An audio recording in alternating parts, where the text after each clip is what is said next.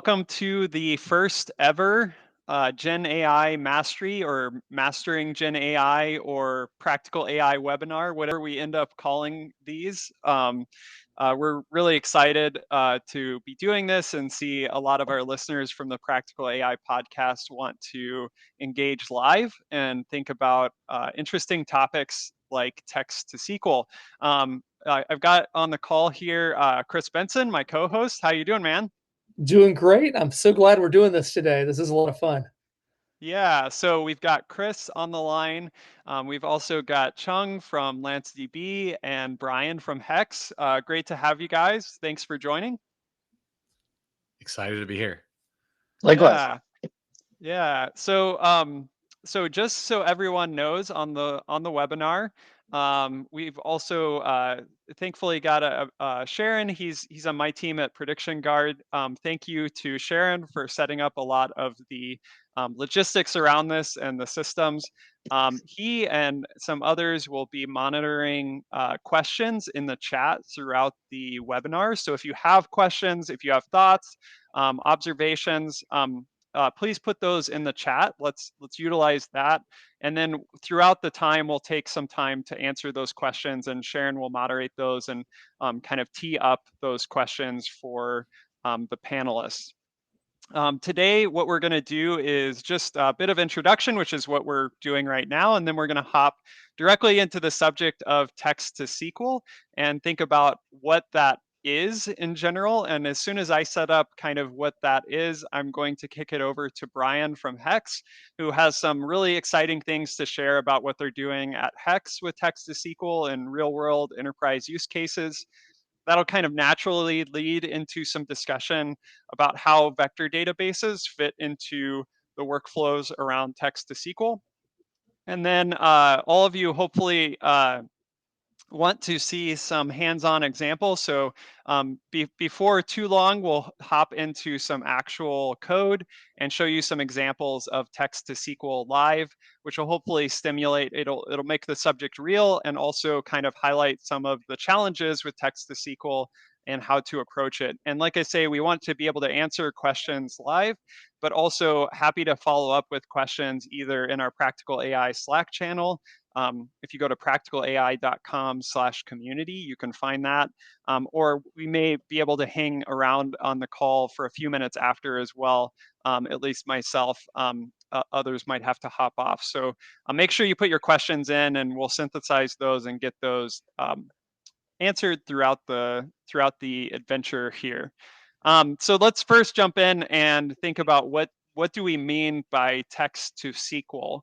As you all probably don't need a reminder, text to SQL sort of fits into the methodology of or methodologies related to this latest wave of generative AI models, which in using generative AI models, we need to think about prompting. And in using those models, probably when you go to Chat GPT or something like that, you could ask a question like, hey, generate me a spicy tweet about text to SQL. That's your prompt. It goes into a pre-trained model. And that inference code that executes that model then gives you a completion of that prompt and hopefully a spicy tweet. Now, if we want to answer analytics questions out of that, or if we want to insert some data that would be relevant to the thing that we're trying to do, oftentimes you can construct a prompt to one of these models that includes maybe a set of instructions and then some context around what you want to solve or the problem that you're trying to solve. So for example, I could say, summarize the following email for me, and then I could paste in an email and get a summary of that email. And so one way you might think about answering analytics questions with a large language model or generative model is to copy paste a bunch of data into a prompt and then get out an answer. So I could say copy paste a CSV into my prompt and then maybe get some analytics from that CSV. Well, the one problem with that is maybe the data is too big to fit into a prompt. Another problem with that is generally these models are really bad at math. That's kind of one of the things that they don't excel in generally.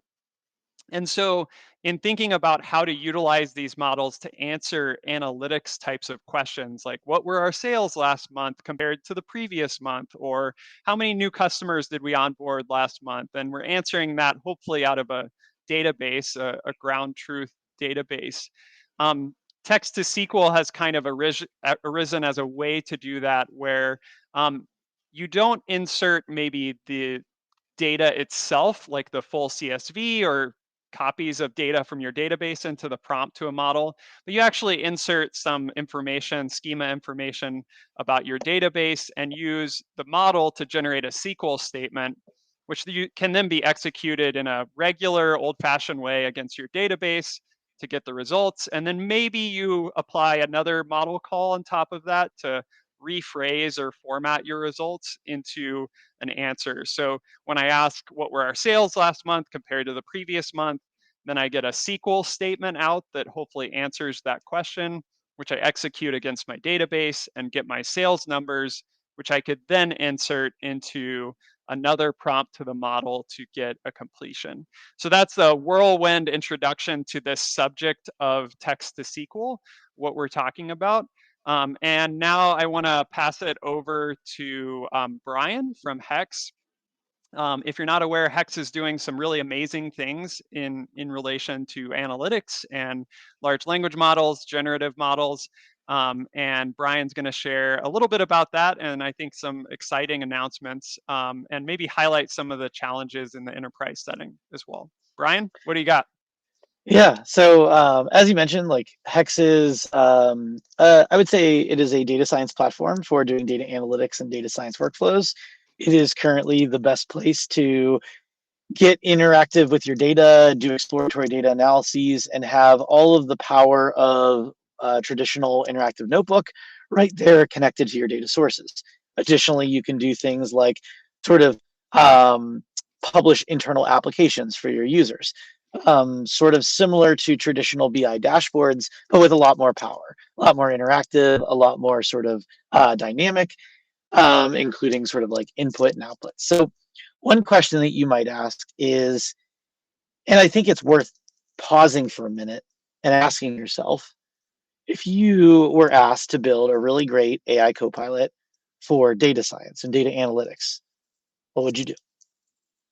I'll give you a second to think. I always do this with my students as well. I always make them actually think about the question. So what you Put some might want to answers do, in the chat. Yeah. yeah, feel free to give me some answers in the chat. If you were building a LLM enabled copilot for data analytics work, what would you want? Tell me your wants. Maybe I got the answers for you.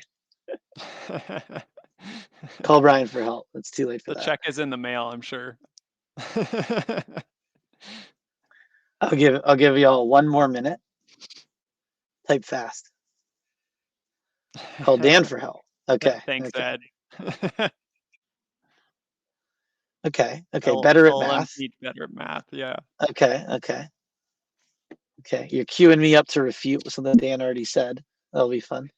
Okay. Use whatever vendor, Salesforce, etc. provides out of the box. Okay. So that's sort of like trying to use models that they've built. Maybe. Cool. Depends on what you're doing, I would guess. Start with EDA-ish experience. Neat. A model with alters charts in real time to show me the answers I want. Okay. Model should know the nuances across various RDBMS, like data arithmetic. Nice. Cool. Okay. So a couple things. I think one thing that we can all agree on, that's a joke because you're all going to say I'm wrong, is that like SQL is the language of data analytics. Okay, no controversial takes yet, right? So the first step is like to get access to your data, you almost certainly are going to need to write some SQL. I haven't met a great data scientist that doesn't know SQL. And that being said, we're here in this webinar about text-to-SQL, so that seems like a great place to start. So how do you do that? One thing that already came up in the chat is this sort of like know the nuances of different variants. So maybe you're talking about different flavors of SQL. Does it understand which keywords are available in Snowflake, but not in DuckDB, for example? Let's keep that in mind. The ability to like connect the data together. That sounds like a join. But understand the causality. That's a little more complicated. There's some nuance there. There's some interpretation of the data schema. Hmm. Hmm. Hmm. Data arithmetic. Okay. How do you like actually like operate on these sort of rich types that we find in these databases? Okie dokie. Okie dokie. Cool. So these are all reasonable places to start and reasonable places to get worried and call on someone else to solve the problem for you. But one way or another, I think the really key insight about writing text to SQL is that you need to provide the model with the right context. Let me start by saying the following. These language models have seen an incredible amount of SQL across an incredible variation of flavors of SQL, jobs to be done, and generally sort of like styles of writing SQL. They've seen all the versions with lots of CTEs and not so many CTEs. They've seen all the versions with sort of like really nuanced like DBT structure where they're building transformations that are going to be running in batch jobs and Jinja templating. And they've seen the select star from customers. So where we start is we start with this thing that has a really broad exposure to SQL. So my first claim is that you don't need to teach it SQL. You don't need to put any effort into getting these LLMs, at least the state-of-the-art ones, like GPT-4. You don't need to put any effort into getting it to write valid SQL. Now, there's a little asterisk there, a little caveat there, but for the most part, that's true. So then you start saying, okay, well, what's the tricky thing? And one thing that I really love that I see in the chat is understand the causality, because I think that is such a nuanced statement and there's so much behind it. I can find you thousands of data analysts who don't think about the causality when they're just pulling some data for a QQ. And that can be really tricky.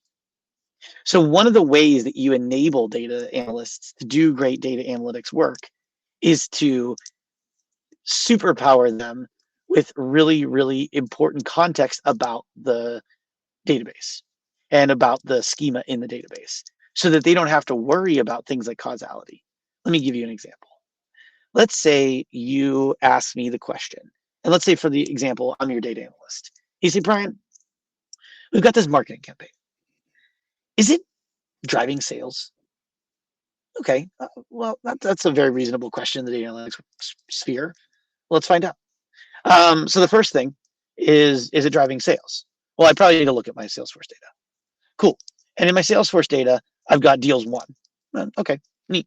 How do I tie the deals won to the marketing campaign?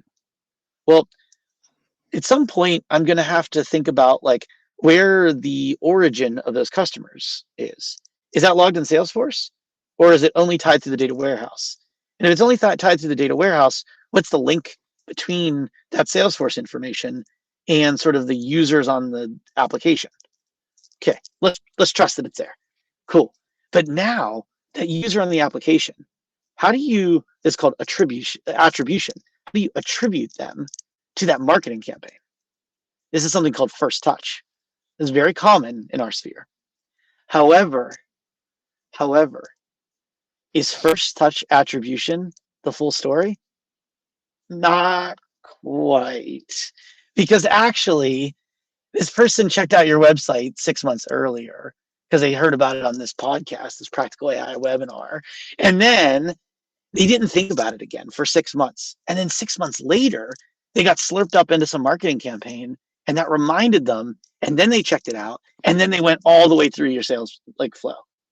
Now that is the attribution you care about. How many causal questions did I just ask? Like 7. How on earth does the language model know that? So my first hot take, not that like this is all about hot takes, my first lukewarm take is that actually the hardest part of text-to-SQL is nothing to do with writing SQL. The hardest part of text-to-SQL is helping the language model understand the context of your question in the sphere in which it has to work, which is your data model, your data warehouse, and so on.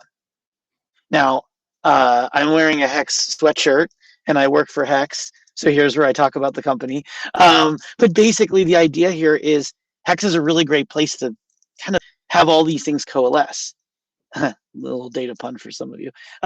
This is where all these things kind of come together, and this is how real data analysts do this work. All of the context that data analysts need to do this work is very, very similar to the context that you need to write great Text-to-SQL. One reason why everybody is excited about Text-to-SQL is because they see the value.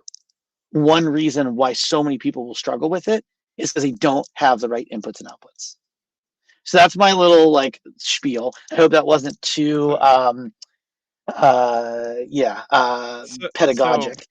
my follow-up question, Brian, I guess the natural follow-up question to that is, um, what would be the best way to summarize the right inputs and outputs? Yeah. Yeah. So the first thing first, let's talk about the example we just gave. So you need to link your Salesforce data to your like app users. There's a table for that. That's fine. It's probably called sort of like Salesforce accounts or something. And you need some metadata on the column that is literally the join condition. Can the agent write join statements? Hell yeah. Can the agent know which ones to join? No. Does it know the right where clause? Also no. These are semantic information that you include as metadata on your database, in your DBT schema, or in your data manager, which is something that we provide. The data manager is a way for you to give precise and clear communication to your other users and to the model about how things are related. And this is one example where you absolutely need that, but that's not good enough still. So I talked about like you may have some where clause there. That where clause may be, well, we actually only want to look at like examples where it's like close one. Well, what are the values that that column can take? Does the LLM know what values the model can or that column can take? No, so to tell it. Earlier, you made a claim. You said that like, you know, if we just give it all the data, like that's going to be a problem. You're right. It's too many tokens. But even if you like are very clever and you like don't give it all the tokens, then there's other problems. Like one, it doesn't necessarily know how things like work together. It's too much stuff for it to reason about simultaneously. So this is where you want to have really targeted and specific metadata. My claim is it is the same things that you need to make analysts really great at your company. They're almost identical in what they need in terms of great context. So, Brian, this might seem obvious that I'm teeing up sort of a transition to bring Chung in here as well. But there was a question in the chat about, hey, in an enterprise environment, schemas are really complicated and business context is really complicated, and that metadata that you would assign to your schema is potentially large. We have a customer at Prediction Guard that's doing Text-to-SQL, and they have 800 tables in their database, and they're trying to do these queries using our language models against those tables. So obviously, that's something potentially very complicated. So yeah, Yep. what does that imply about how an enterprise Text-to-SQL system has to operate? I'll give you a quick analogy and then I'll transition into exactly the answer to your question, which does accurately queue up plants.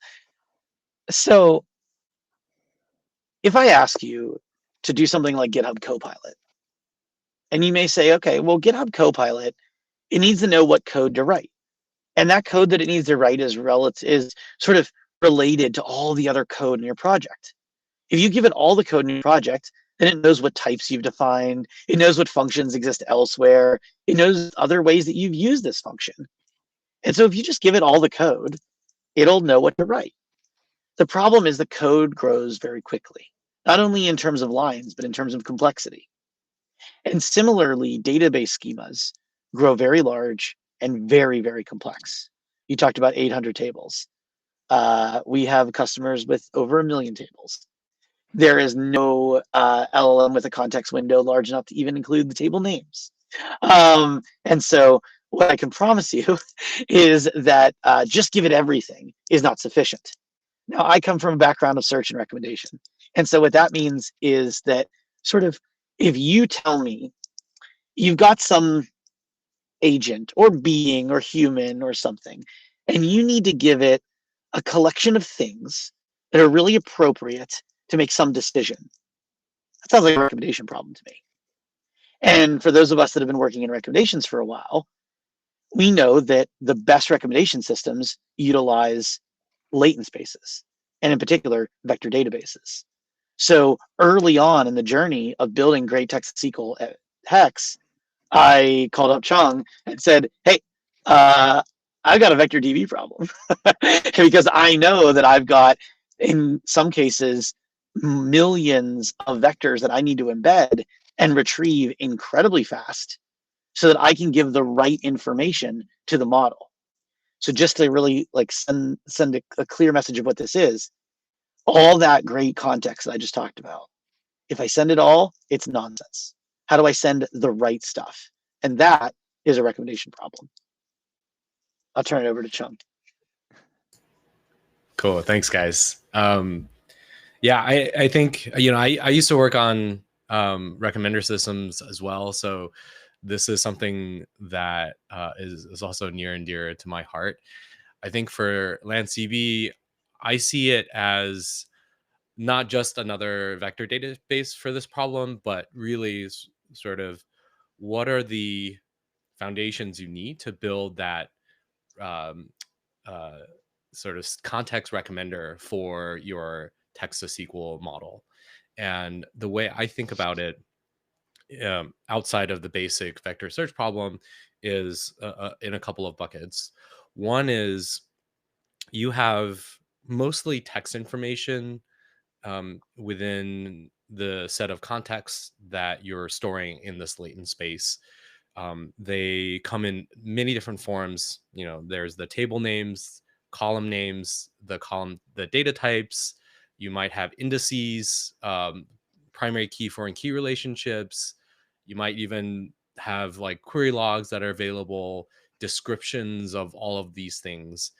And so you want to be able to, one, store them and be able to search them and understand like what is the schema and understand which piece of text comes from which, have a very flexible way to actually combine them together and experiment with how and what you embed and retrieve. And you'll need to do things like use different ways to retrieve that information. For example, if the user says talks about like, you know, customer churn, right? You might want to also retrieve tables for users or, you know, persons or viewers or something like that, depending on your database schema. So a lot of what we built into LandCB is with this in mind of how do we allow data science and ML users to quickly experiment? And for example, you might have, you know, five different embedding models we want to try and 10 different ways to combine all of the information that you're getting from customer schemas. And maybe, and so, you know, if you have a vector database that's like, hey, I can only have one vector column, that then you have to essentially repeat that many number of tables, and along with all the metadata that you go along that goes along with that. You also want to be able to, so what LandCB gives you is the ability to kind of coalesce all of that into one, make it really easy for experimentation. I think in a couple of recent talks, I've talked about our recent releases, which ships like hybrid search with re-ranking. So not only do you want to retrieve by vector queries in that latent space, but, you know, let's not forget tried and true search techniques like just full text search, a la, you know, Elasticsearch and Lucene indices, or just, you know, like SQL queries with string matching and things like that. And this is another callback to what Brian mentioned about recommender systems is you can actually, right, in recommender systems, there's lots of different ways to recall the relevant context for a given user request, whether it's maybe demographics about the user, or metadata information about the content, or user content interaction histories and things like that. So for this type of retrieval, it's kind of the same thing, right? You retrieve using different techniques, and then you re-rank them and combine them, and what you're hoping for is really high quality retrieval at the end. uh, so that's sort of like step two of going from a text to SQL demo to production quality text to SQL generation. And then I think number three is, again, really going deeper into that recommender system model. Is uh, we have these queries that are generated for the user. They will accept it, or they won't.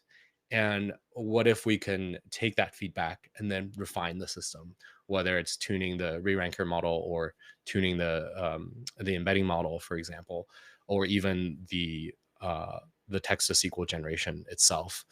I think there's ample opportunity for optimization, and a lot of that comes down to, can we manage all of that data, from the user data to the feedback to the experimentation data effectively. And that's sort of our design philosophy with LandCB, is to enable experimentation and make that generation process more and more recommender system like. I actually, so I'm not a SQL text to SQL expert, but like, I've been doing data analytics and data science for a long time. So I'm really curious. If we have time for a couple of questions, I can jump the line in front of our audience today. Is one. So in the previous generation, before large language models, we had a ton of automated insight tools and automated like APM tools, right? You're thinking like, CSU data, for example, that, had the promise of, okay, install CSU data and we automatically show you what mattered most for your company in the past 6 months or something like that. Or APM tools that are like, give us your slowest queries and we automatically rewrite it so that it's efficient and saves you a bunch of costs. And things like that. So I'm kind of curious how you guys are thinking about it differently from that previous generation of use cases and tools, and whether things like query optimization and rewriting is still relevant, and whether text to SQL generation applies to that set of use cases as well. Totally.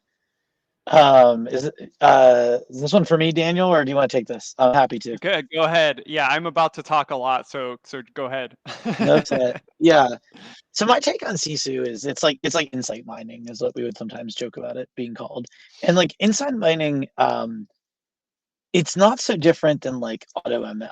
They're kind of like, they have this relationship. And both of these things are sort of like, you don't want a human to be asking the questions. You want some automated process to be like suggesting things for the human to look at, and then the human kind of like goes from there. I would say that's pretty contrary to the philosophy that we've taken, which is that like humans are still the center of the analytics and data science workflow. So I sometimes use the phrase like AI in the loop. For a long time, we had this like saying in ML, which is like, oh, you should keep the human in the loop. And I've always felt like really weird about that, because like what that means is that like if humans are in the loop, who's at the center of that loop? And so when I would hear people come and talk about like human in the loop, I'd be like, who is at the center? Like, is this like machines at the center and the humans are like looped in to like just kind of get like a little checkbox, like LGTM from the AI? That's always how it felt to me. But I think one thing that I've been really excited about in the last couple of years, as AI has really reemerged in the new form, is that now it's not so much about human in the loop.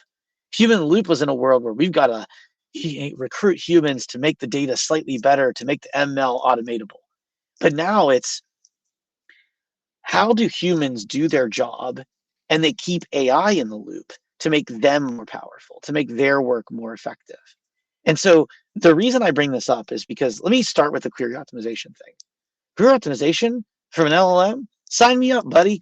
Like, that sounds great. And I think that's totally something that's on the roadmap and that we're interested in doing.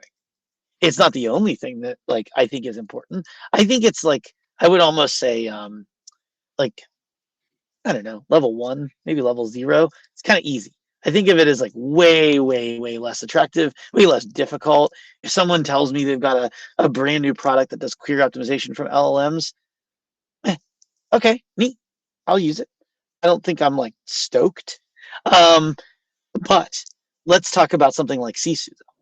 And I don't know Sisu's product very well, but I do understand sort of these like insight generation platforms. I think they're deeply flawed in their like mindset.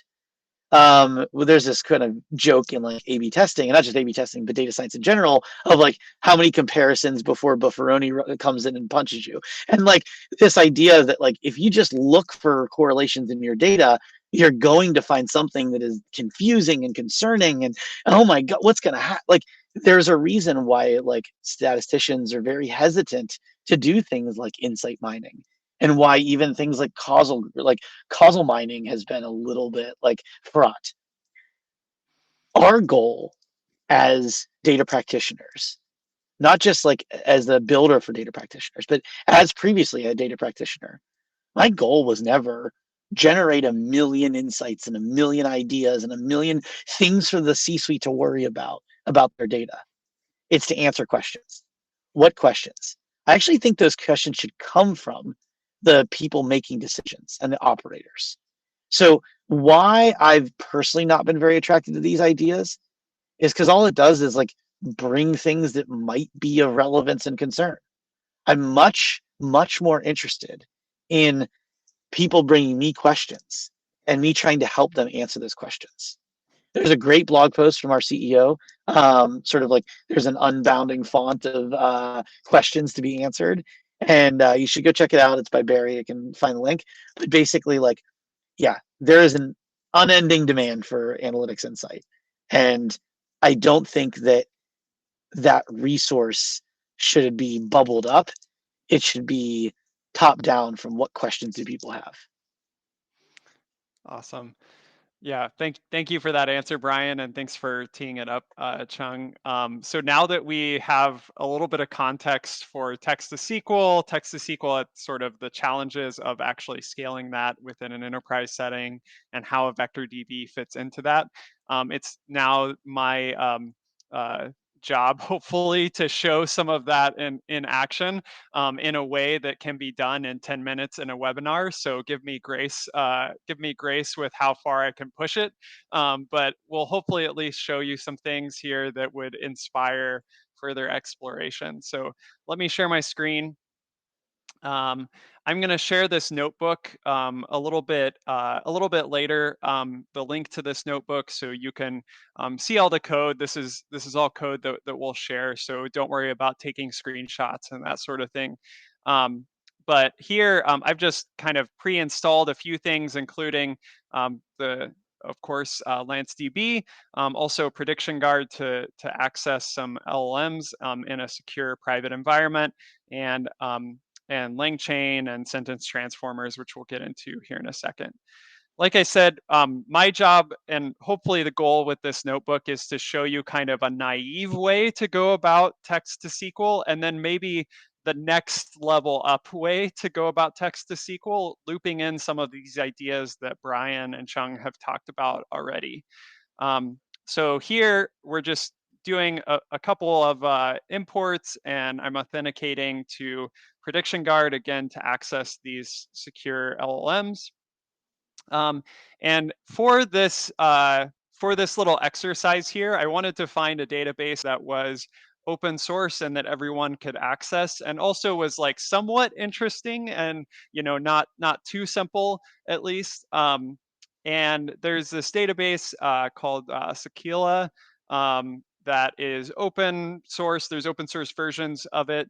And basically, it's a database about movie rentals, maybe an idea that is somewhat antiquated, although we do have streaming rentals now from Amazon Prime. So maybe it's come back in that sense. But the database looks something like this. You've got information about films and actors and addresses of customers and cities and countries and rentals and payments and staff, et cetera, stores. And all of that's kind of linked in interesting ways. There's foreign keys and constraints and all of that good stuff. If you're interested, you can kind of click on here, and if you trust the link, then the MySQL site actually has the full documentation about this database. You can look through and kind of see all about that, or just search this name. So like I say, there is a couple versions of this. I'm gonna, for the sake of this demo and code that we could share, I'm just gonna load this into SQLite here. So this function here is just going to execute a query against that database. So I could look at, oh, hey, here, what are some films? So we've got, you know, Academy Dinosaur, and, you know, there's a description of the film. I could look at customers, right? And here's some customer information with some kind of emails that aren't quite real, and then rental information about certain rentals of movies over time and that sort of thing. But you can kind of look at this database. Some of the tables are larger than others. This is definitely something where if I looked at the schema of this database, that's downloaded if you run this notebook, I could open that up and just look at that, and see, hey, there's like a lot of stuff in here. This is like probably, um, you know, even though this isn't a huge database, this is still a lot to put in a single prompt, right? Um, so here, that's just inputting the database. Now let's kind of go about two ways to approach this text to SQL. One, which is kind of the naive way, which depending on your database, like maybe this could work. A lot of databases aren't simple enough probably for this to work, but let's do the naive way first without the whole vector database approach. You know, Brian mentioned why that kind of vector database comes up. Chung mentioned why it's additionally relevant and useful and performant in this case. But let's kind of assume that we could maybe do something by just taking all of these tables and just creating a summary of all of that. So even though we can't put maybe the whole schema into a prompt, let's just create this like summary of, hey, here's an actor table, and this includes these fields. Now, this likely is going to have some problems in a lot of cases where maybe your field names aren't semantically meaningful. Or, of course, if you have tables that have thousands and thousands and thousands of columns, this is going to become problematic. But let's just assume this might work for some simple queries to get started. Here, I'm just going to create two prompt templates using LangChain. One is for that I'm going to use is this one. I'm going to call the DeepSeek model, which we have hosted in Prediction Guard, again in kind of a privacy conserving environment. And I'm just going to prompt it saying, hey, you're a SQL expert. Here's the schema information that I'm going to sub in. Here's a question from the user. Now generate me a SQL statement that answers that question. Again, hopefully that description of the tables is semantically meaningful. And then I have a second prompt template that just talks about, hey, you're a chatbot. And what I'm going to do is I'm actually going to insert the data that I've retrieved from my SQL table into this second prompt to just reformat it and make it appealing like in a chat setting, for example. So I'll define those two prompt templates.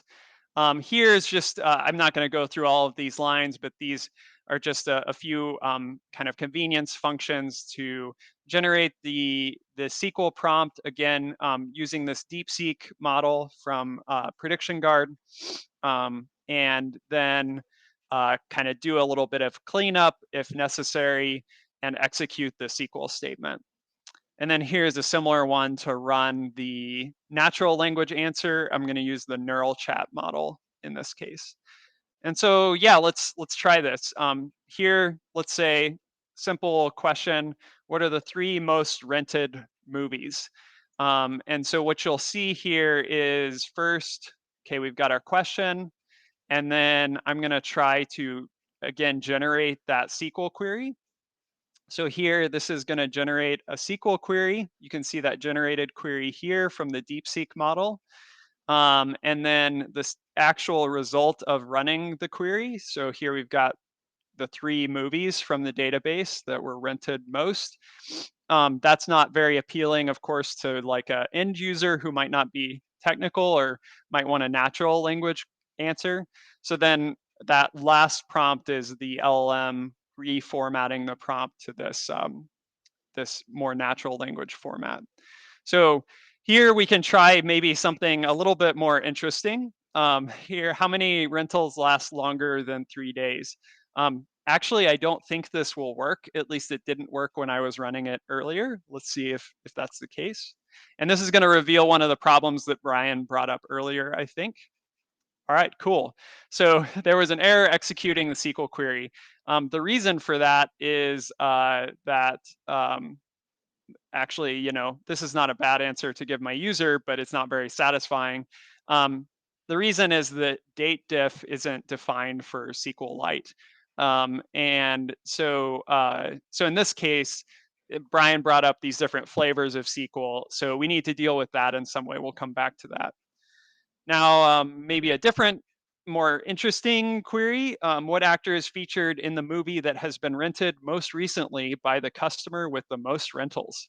Sort of a few layers in this question. I think this one, the last time I tried it, even with this simple one, I did generate an answer. You can see the query's a little bit more complicated. But I think that there was, so this is the right answer this time. I wasn't getting the right answer consistently though with this query. I can run it again and see, but a couple times it was giving sort of variability in the answer. Looks like I got it the same twice. But this could be, again, kind of some of that business context that's missing in getting some variability in this. Okay, in the interest of time, I'll move on to a little bit more interesting sort of route about this, and then we can switch over to questions. So as was mentioned, what's really needed here is for me to go to this database. And then thankfully, all of these tables, like they have metadata, as Brian was mentioned, associated with them. So like the actor table lists information for all actors. And I've even got great metadata for each of these fields. So why don't we go ahead and pull in all of that metadata, add it to associate it with our table names and our column names. And then we're going to take that, which is now going to be slightly bigger, right? And we're going to put it into LanceDB and try a more dynamic way of doing this. So here, this function just pulls that table information from the website that I just showed. I'm going to do that for all the tables. And now you can see this kind of like becomes a bit larger. So I've got these like metadata information about each field, like manager, staff, or address ID. Then, as Brian mentioned, there's a second thing that can be added here, which is not only the metadata, but hey, if I have like a date or if I have some field like duration, how do I know how that's represented in the database? It could be obvious, it could not be obvious. So the other thing I'm going to do is I'm actually just going to pull a few example values from each column, and then I'm going to add that to the table descriptions. So now instead of just the table descriptions, you can see, example values are 1 and 2, or example values are like this, or like this is how the date is, etc. So now I've got all of this schema information. I've got my example values. Now I'm actually just going to pull this into LanceDB. So here I'm going to create one table that's just my table names and the description of those tables. I'm going to create another one that is my column names and the data types associated with those, and the text descriptions of those, the metadata. Here I'm going to use a really quick open source embedding from sentence transformers to embed these. Again, as Chung mentioned, there's a lot of ways that you can go and optimize this. One of those is choosing different embeddings. But LanceDB is so simple and fast to use. That's one of the reasons why I love doing it or love using it. I think actually, Chung, I use this with embeddings thing, and I think it's going to be deprecated. So I need to figure out how to do this otherwise. But I create those tables, and then here just one example here, I can do a message like this, one of my previous queries, and try to match that to table names that are, or table fields or table names that are relevant to the query. So now just to wrap this up, I'm going to slightly modify my SQL generation prompt. And one thing that I like to do, which Brian mentioned, kind of adding in or taking care of special flavors, I like to add in kind of special instructions if there's special things about the database that I'm doing. So not only am I including schema information, but I'm including kind of special instructions about certain things like the date diff issue. Um, Create that. And then I just have created these little functions to automatically uh, get the right, so do one query to Lance. So this is kind of a hierarchical query, I guess, to get the right tables, the right 4 tables. I'm just have a hard code limit of 4. Obviously that you might want to adjust that in a realistic case, and then get the relevant columns in those 4 tables. And then that is automatically then, so sort of I can put in a query and then automatically construct a prompt with the relevant kind of create table statements, schema information, along with that information about the specific fields in the table. So that's what this function does, this fill prompt, is it executes this against the LanceDB, automatically creates my prompt. And then, yeah, I just have to modify these functions to use the fill prompt function, and we can retry our questions. So in this case, at least when I was trying it before, I was getting consistent results now for this kind of weird query that I was doing. And here, yeah, you can see even the name is different. So that previous name was probably wrong. And then for this one that was failing before, let's see if we can achieve the not complicated query, but the right one with the right context. Okay, so now it figured out that there was actually a rental duration column, and it didn't do a date diff. And now I can figure out that there's 797 films that could be rented for longer than 3 days. So just in summary here, we kind of started out with a naive way of taking care of the schema information, and then kind of stepped towards some of those things that Brian mentioned about the table descriptions, putting those into LanceDB. There's obviously, as Chung mentioned, as Brian mentioned, there's a lot more ways to optimize this depending on your use case, but hopefully this gives you a little bit of inspiration for where things can go. Um, let me go ahead and share this slide, which just shares a little bit. It's the link to that text to SQL code. So if you want to take a look at that. And also, I just wanted to provide a little bit of information from for the various things that were involved in this webinar, in case you want to find out more about them. But yeah, now let me turn it over to yeah, maybe the panelists if they have any comments on that. And then also, Sharon, if you have any questions you'd like to highlight from the chat and ask the panelists, let's go ahead and go there.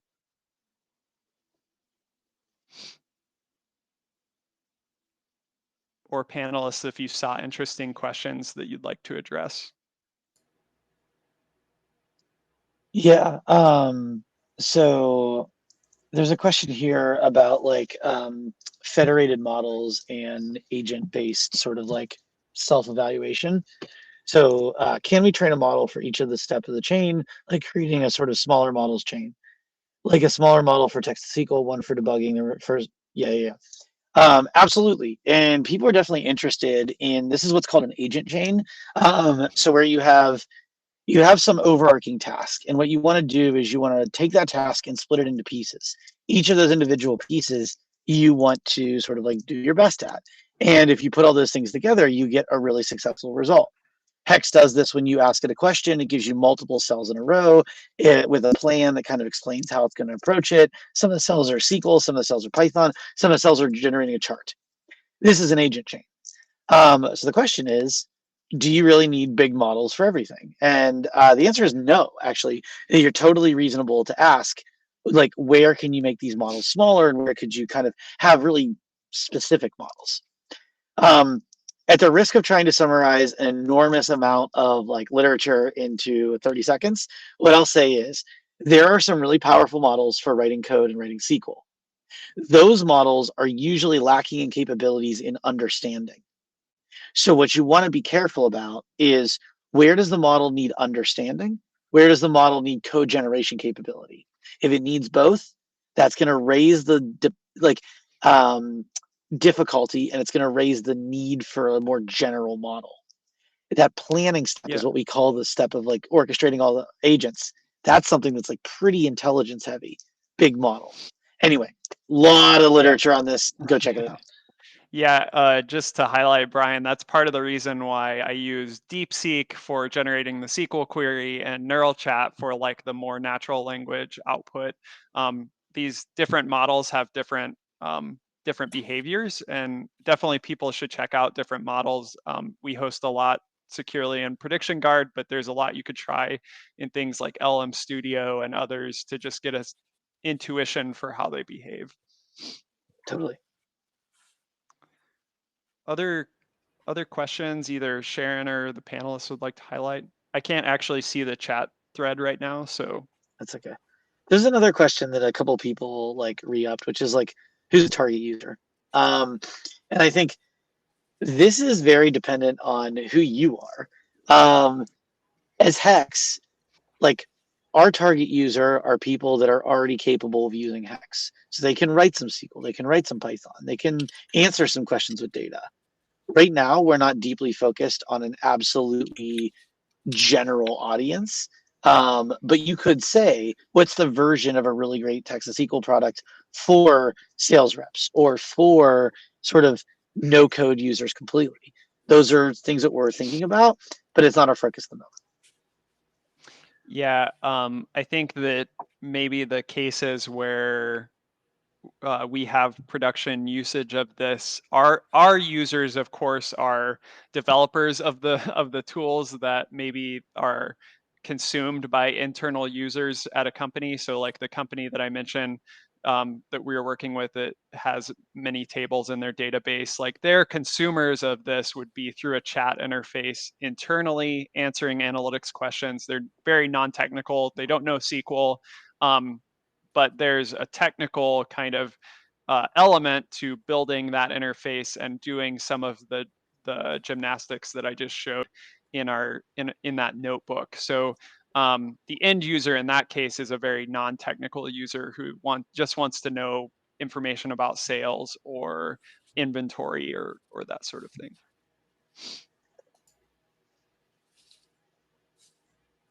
Also, adding to that question, there is a question from Itai that when should we consider text to SQL versus text to dashboard or text to insights? Yeah. So Hex Magic, we have a thing called magic analysis, which is question to chain of cells that work together. So this is not just text-to-SQL, it's text-to-SQL, Python, chart, and even sort of descriptions of like what that code does. So on it.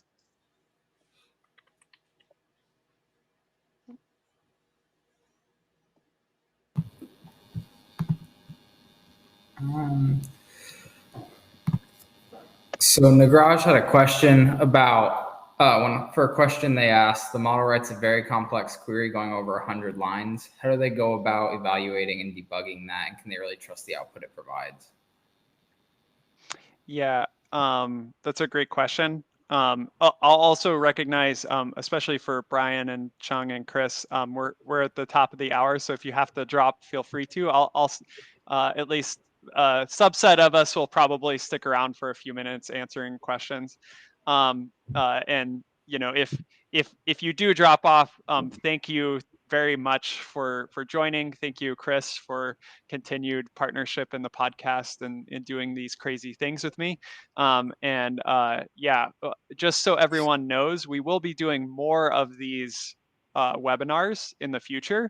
We'll keep you informed via email with that, and we'll also send out a follow-up email with the links to the code and the slides that I showed and the various tools that we used. So thank you to everyone there. So just to answer that question, Jake, thanks for highlighting that. I think actually it was brought up earlier, this sort of like query optimization and rewriting sort of thing. I think actually like there's one of the advantages about working with SQL is while there's just been like so much amazing tooling written for SQL related workflows over the years, whether that be optimization or rewriting or like query complexity calculation or estimation of how long a query is going to take given your database, that sort of thing. So one of the things that, you know, I would highlight would be pull in some of that like non-LLM goodness that has come in the past if some of that is needed in terms of, hey, if I'm going to execute this query and it's going to take like 45 minutes to execute, I probably don't want to execute that like in a chat interface where someone's like waiting for a response, right? And so either calculating how the complexity of a query or optimizing a query might have really important implications if the interface is like a chat real-time type of interface. But yeah, I would definitely recommend some of that kind of like error checking, optimization, rewriting stuff that has been written for SQL over time.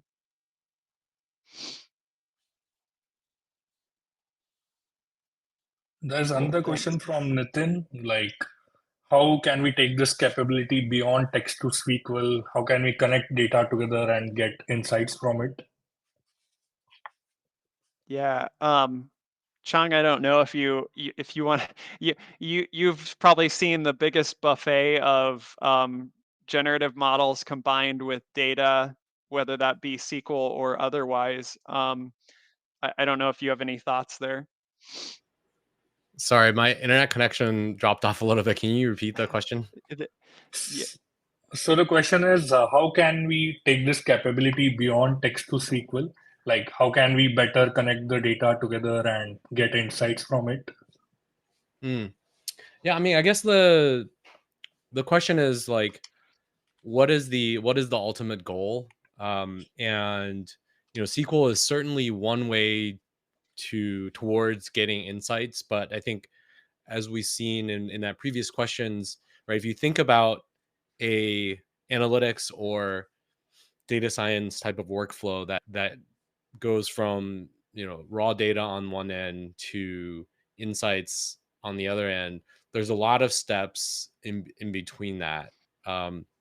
So I think there's a lot of room for automation throughout that whole pipeline. If you're thinking about data ingestion, data preparation, data engineering, that I think that was another question. I think absolutely, um, sort of automated code generation and things like that is very useful for that type of activity.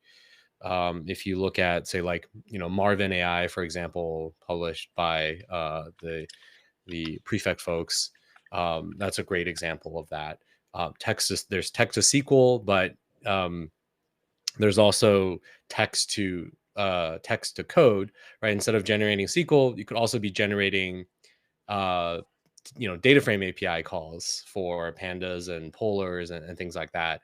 You can look at projects like pandas AI, and I think there've been, the polars community have been asking for like polars AI, where it's sort of similar. And then going from that to visualizations and things like that is going to be very interesting. And I think part of the question is about accuracy and about the technical generation, but also what does the product, or what does the feature actually look like? And I think that's more of a like HCI question. I think in Daniel's demo, we needed that extra natural language generation to go from the SQL results to something that's meaningful to the user. But I think we can do more in terms of like generating the right visualizations and interacting, combining like text and the SQL query and visualizations to show the user, or things like if the generated result is a pattern or a trend, how do we highlight the important parts of that to the user? And then of course, generated queries and code is not going to be 100% accurate. So how do you communicate with the user, and when to put the human in the loop, like how does the user know whether the results are accurate, whether the SQL query runs or not? Like what does the user do at that point, right?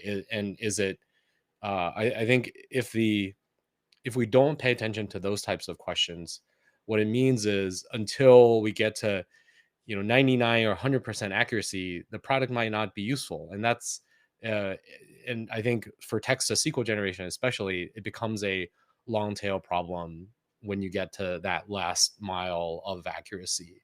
And so I think there's a lot of cautionary tales and lessons to be learned from, say, autonomous vehicles, where every year 100% fully autonomous vehicles is just 1 year around for 1 year off for the last 10 years or so.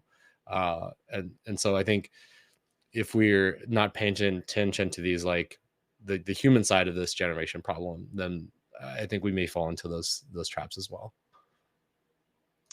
Yeah, I think that's a really good sentiment to leave the conversation on, and an important one. So yeah, I want to thank everyone for stepping into this webinar adventure with us, and the first one of these from Practical AI. Appreciate Sharon for doing a lot of the organization around this, and for Chung and Brian and Chris joining. Thank you all for joining, and look for the next one of these coming soon.